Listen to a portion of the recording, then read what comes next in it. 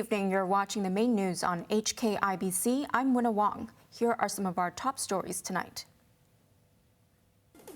Home Affairs Chief Caspar Tsui resigns over birthday bash scandal, but police and immigration chiefs escape punishment. Hundreds of public housing tenants may spend Lunar New Year in isolation over vertical transmission fears. And government brushes aside privacy concerns over a revamped LeaveHomeSafe app in preparation for vaccine mandate. Secretary for Home Affairs Caspar Tsui has announced his resignation following weeks of embroilment in a partying scandal under a growing COVID outbreak. 2 other government officials got away with a verbal warning. The first casualty has emerged in Hong Kong's very own Partygate scandal, weeks after it was revealed that he'd attended a birthday party with over 150 guests. Home Affairs Chief Caspar Tsui announced today he's decided to leave his post.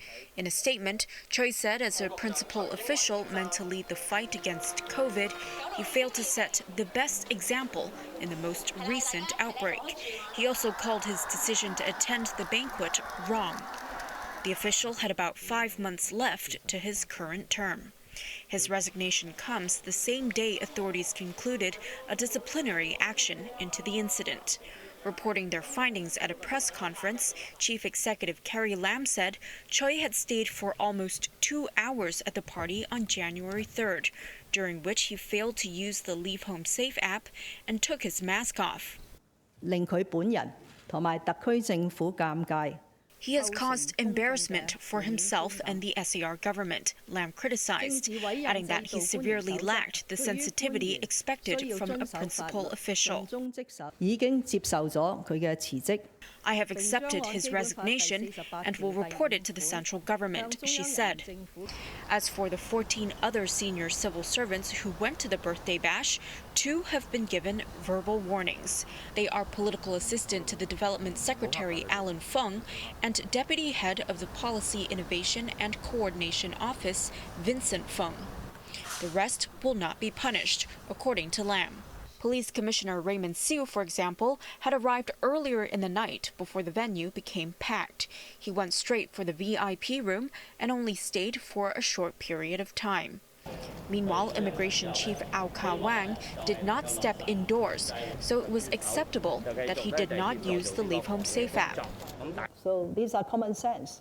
I'm not trying to defend them, but I would say that this is understandable for officials who have some official dealings with a private individual, and when they receive an invitation from this private individual, as a matter of courtesy or as an indication of recognition of the work that this individual has done for a government department, so they accepted the invitation and attended the event. The lavish celebration for local delegate to the National People's Congress, Whitman Hung, occurred just as Hong Kong was entering its 5th wave. Hundreds of people may have to spend Lunar New Year in isolation after several public housing blocks were found to have vertical or horizontal transmissions. The development comes as Hong Kong registered another 92 infections, 80 of which were local. Johanna Chan reports. As the local outbreak spreads to more districts, several more residential towers face partial evacuation orders. They included Unit 6 flats on the 1st to 6th floors in Chi Hong Estate's Hong Tim House. Vertical transmission may have also taken place at On Kwai House in Kwai Fook Court, forcing all Unit 8 residents from the 1st to 40th floors to move out. Also in the area, residents of the 14th floor of Kwai Yan House in Kwai Fong Estate must evacuate after 3 units were infected. Choui Wan Estate's Ming Lai House saw both vertical and horizontal transmissions, while Choui Wo House in Tai Wo Estate also had hints of both. Because of the building nature in Hong Kong, we have high-rising, very crowded building with some sharing pipes or some physical condition that may facilitate the transmission either horizontally or vertically. Out of 80 local cases today, the 13 untraceable infections lived in various areas, including Po Lam, To Kwa Wan, Fan Ling, and Shek Lei. One was a contract worker at the airport's third runway construction site. Those who are in the same team, around 20 or so colleagues, they have to be quarantined. But the construction site is very big, involving more than 2,000 people. In different teams working in different nature. So they have to undergo compulsory testing. Meanwhile, Sha Tin Methodist College accumulated 2 more positive cases and 1 preliminary positive patient, bringing the total to 5. There were also around 95 preliminary positive cases.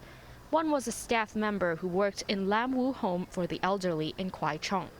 Authorities said residents may need to be evacuated as the caregiver had performed nursing duties. Johanna Chan, HKIBC. And it's like 2 birds with 1 stone. Under a vaccine pass to be implemented next month, designated venues will bar individuals who are not jabbed. They will also store the user's vaccination records for easier contact tracing. Choui Wong reports.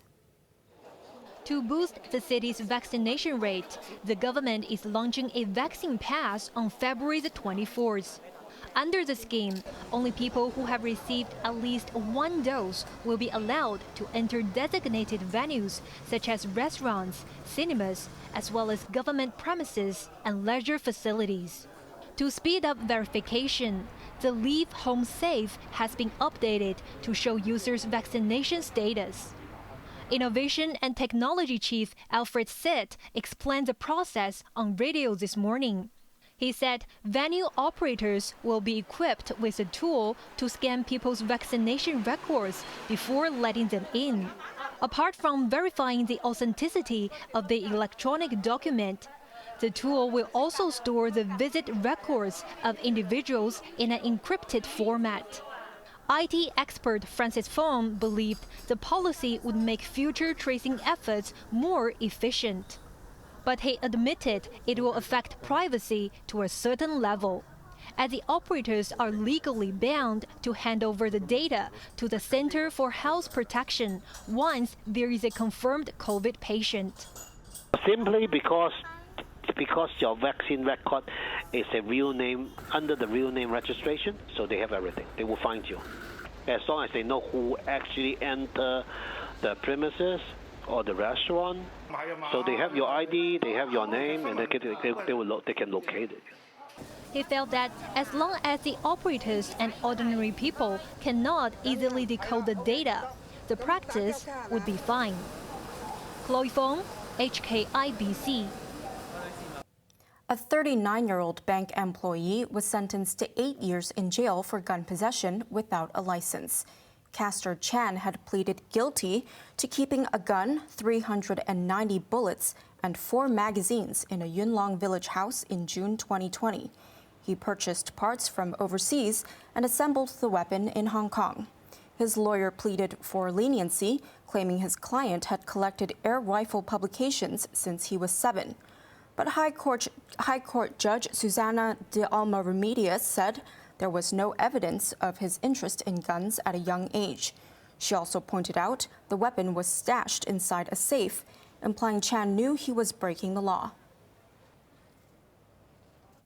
And the tills are ringing at wet markets today as people scrambled for their favorite ingredients for the Lunar New Year's Eve dinner. And while there were no lucrative dinner bookings for restaurants, some are offering takeaway pun choy instead to retain business. Johanna Chan reports.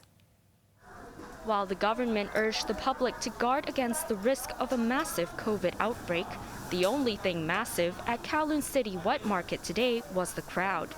Grocery shoppers came in droves all day long to pick their ingredients for a feast, a Lunar New Year's Eve tradition. Chicken vendors clamored at customers and each other, rushing to do their business. Apart from poultry, prices for seafood were also double that on usual days.